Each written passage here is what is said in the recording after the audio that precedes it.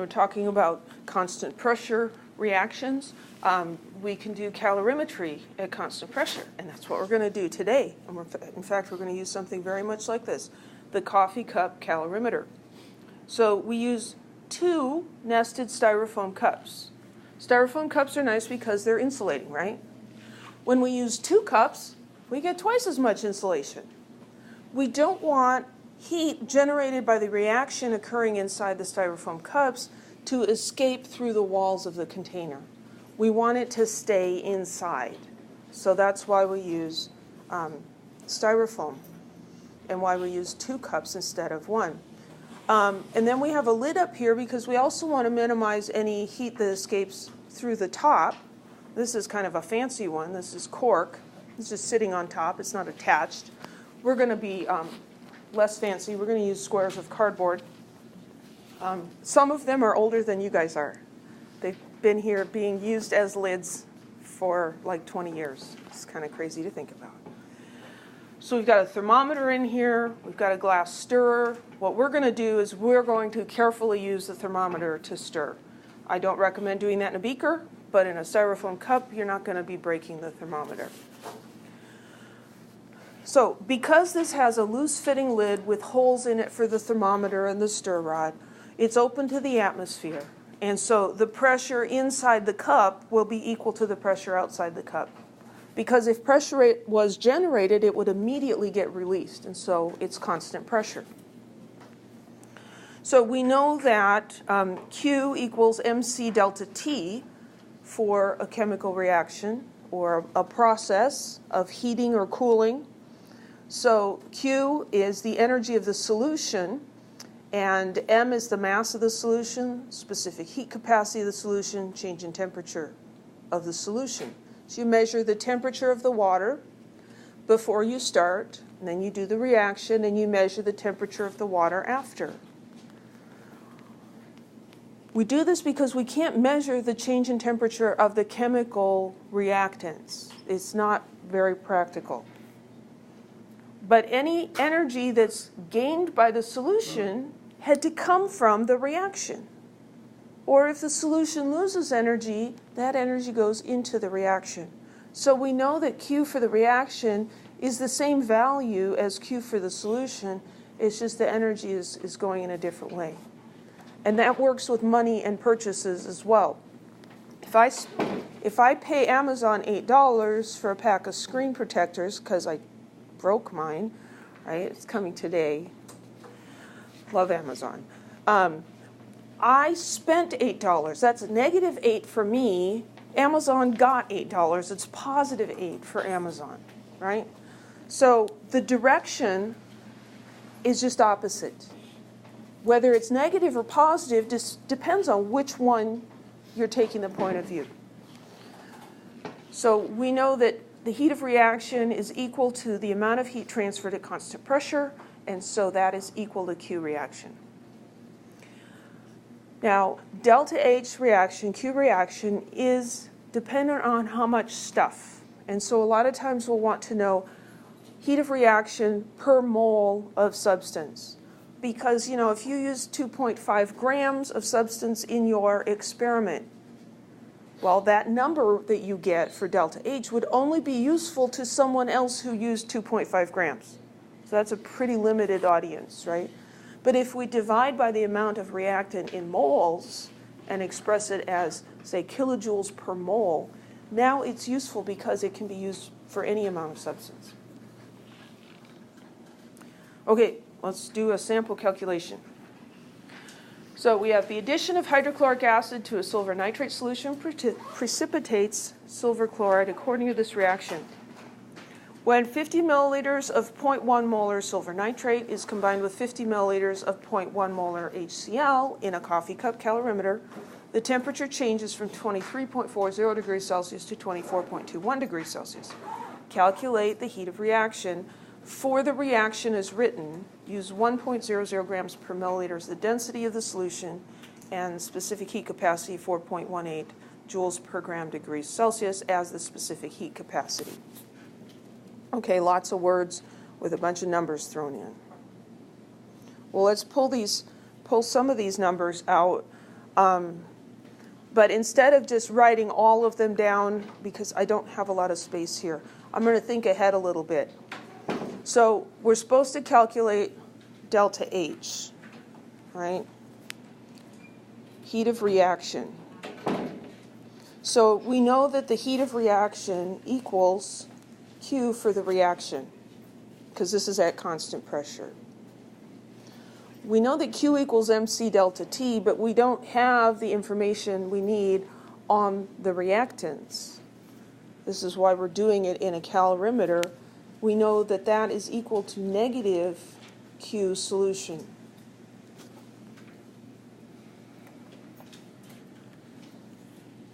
Q for the solution equals the mass of the solution times the specific heat capacity of the solution times the change in temperature for the solution.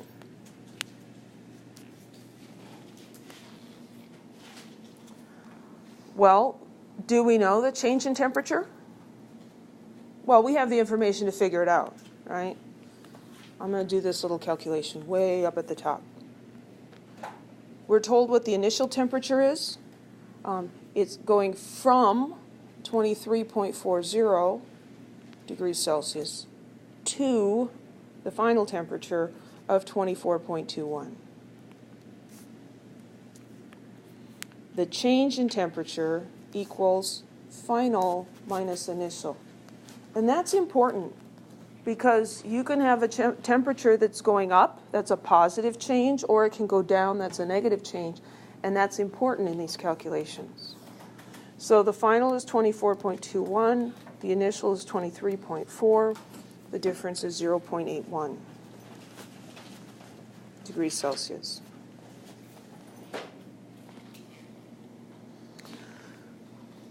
Do we know the mass of the solution? Was it handed to us on a silver platter? No.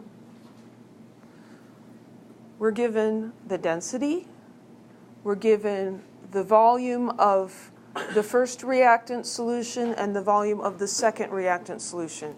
Here we have two solutions that we're putting together. What's the total volume of solution in the calorimeter? 50 plus 50, right? We've got 100 milliliters of solution. So we've got 50 milliliters plus 50 milliliters equals 100 milliliters of solution. We need a mass, not a volume. The conversion between mass and volume is the density. And you don't need to use the density equation for this. Density is an awesome conversion factor. 1.00 grams per milliliter. We're told to use that density.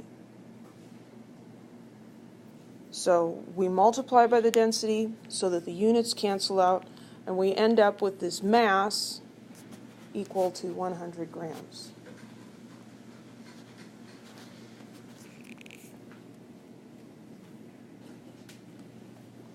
So we found delta T, we found the mass, they gave us the specific heat capacity. So Q for the solution is the mass of the solution, 100 grams with 3 sig figs, times the specific heat capacity, 4.18 joules per gram degrees Celsius, times the change in temperature, 0.81 degrees Celsius. 100 times 4.18 times 0.81, 338.58. And the unit, so grams cancel, degrees Celsius cancel. So this unit is joules. How many significant figures in this result? 2. Our temperatures both had 4 significant figures, but when we subtracted them, we ended up with only 2. Mass has 3, specific heat capacity has 3, so this is only 2 sig figs. Is this delta H for the reaction as written? No. It's not even really delta H because delta H equals negative Q solution. This is an exothermic reaction. The solution experienced an endothermic process. It absorbed the energy, but that energy was given off by the chemical reaction occurring inside of it. So delta H is negative 338.58 joules. But we're supposed to calculate it for the reaction as written. This is the amount of energy that would be released if you have 100 milliliters of these 0.1 molar solutions in total. But we want to know molar amounts. So we want delta H so that we have, that's for 1 mole of silver nitrate or 1 mole of HCl. Can we figure out how many moles of silver nitrate were used in this reaction? Yeah, we can. Because we have the volume and we have the molarity. So we have 100 milliliters of solution. I'm sorry, we've got 50 milliliters. That's not what I meant to do. We need to look at the silver nitrate. We have 50 milliliters of that. And we have the concentration.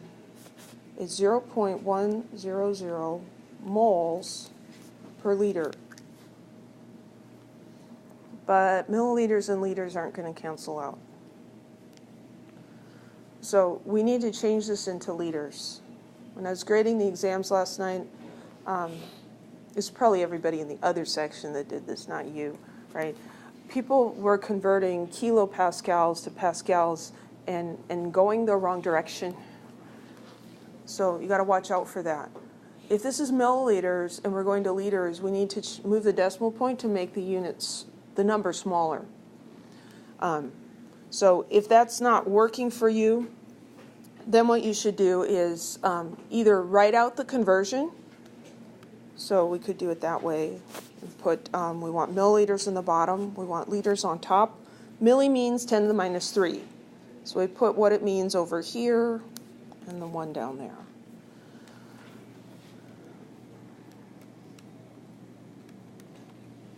So we end up with 0.0, oops, another 0, 500 moles of silver nitrate.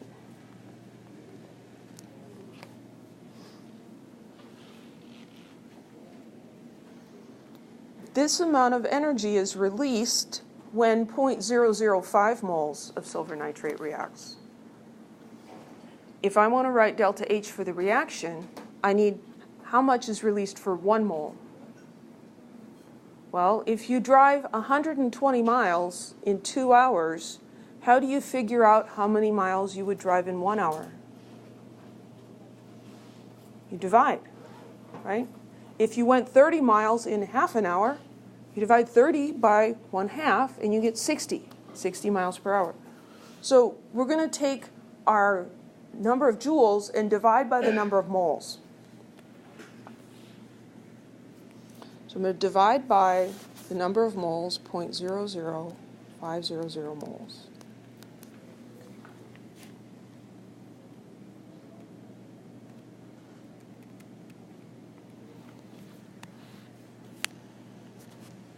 Six, 716 joules per mole. The coefficient for this reactant in this chemical equation is 1, and so joules per 1 mole is good. How many sig figs in that number? 2 still. There's something slightly wrong. Well, no, I guess it doesn't specify units. We could do it in joules. That's a really big number, so you'd probably put it into kilojoules. But rounding that, we would end up with 68,000 joules per mole. So we'd write delta H. Oops, I lost the negative sign. Got to watch out for those guys. Delta H, heat of reaction here, is negative 68,000 joules, or negative 68 kilojoules. Well, that's looking at the one reactant. How many moles of this other reactant do we have? Well, it's the same volume and the same concentration. So it's the same number of moles. So it's okay. We don't have to worry about a limiting reactant or anything like that. Any questions?